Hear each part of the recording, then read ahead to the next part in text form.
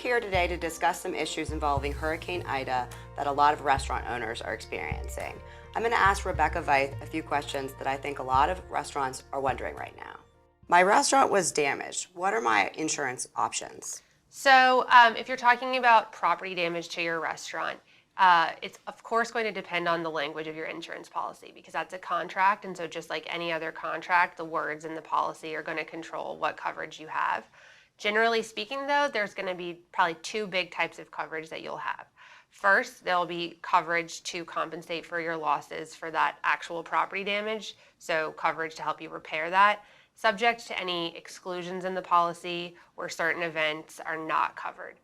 Then you may also have business interruption coverage, and that coverage will provide you compensation for losses to your business as a result of that property damage.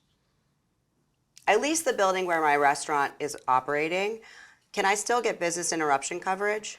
Well, so of course, again, it's going to depend on the language of your policy. So if you have a renter's insurance policy, there may be business interruption coverage provided to you as a renter. You may also have coverage under your renter's insurance policy for property damage to the contents of the restaurant. So if there's property damage to the building, but the contents are something that you own, your insurance may provide coverage for those if they're damaged.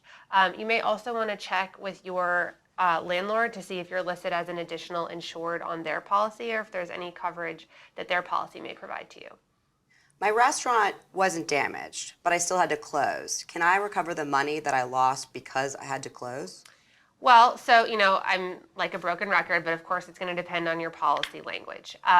Typically, most business interruption coverages speak in terms of your business that you lost because of property damages.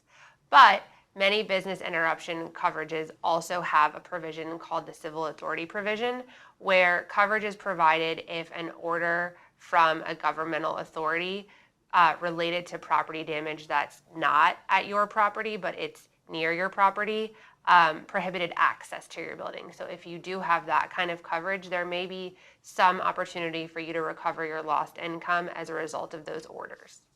What should I do to ensure that I'm covered by my losses?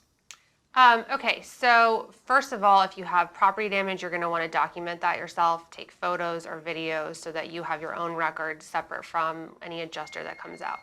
For your business income, you're going to want to start gathering all your records that will show what your income was before the hurricane.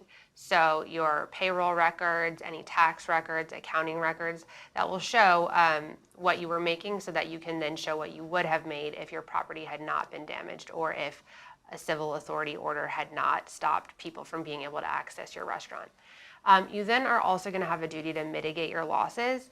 And so what that means is that, as a party to your insurance contract, you have a duty not to incur further losses beyond those that were caused by the hurricane. So for your property damage, if you can do things like get a blue tarp for your roof, other quick construction fixes that sort of stop the property damage that has already occurred, you should do that so that you have mitigated your losses. A lot of parishes didn't have mandatory evacuation orders. Will the civil authority coverage still apply? So we think it should. I mean, again, of course, it's going to depend on your policy language, but there's actually been an order from the insurance commissioner in Louisiana that basically instructs insurance companies that even voluntary evacuation orders surrounding Hurricane Ida should trigger that civil authority coverage. But this is one of those things where you may want to get a law firm to look at your policy and just see exactly what the language is for your civil authority provision. How long will my lost income be covered by my insurance? Well, so this is going to depend on the type of coverage that you're seeking.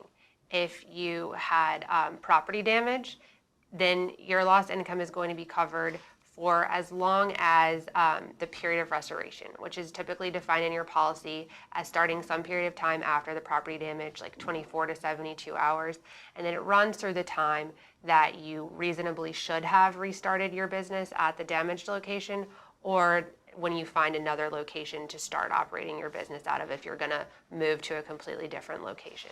Now, if you're only relying on that civil authority coverage, the time is probably going to be a lot shorter because typically your civil authority coverage has a cap in it, so it runs for a maximum of something like 30 days or 4 weeks, but it usually runs out sooner because it typically ends when those orders cease. So if there's a mandatory or voluntary evacuation order, when your parish says it's okay to come back, the order's over, that'll be when that civil authority coverage stops.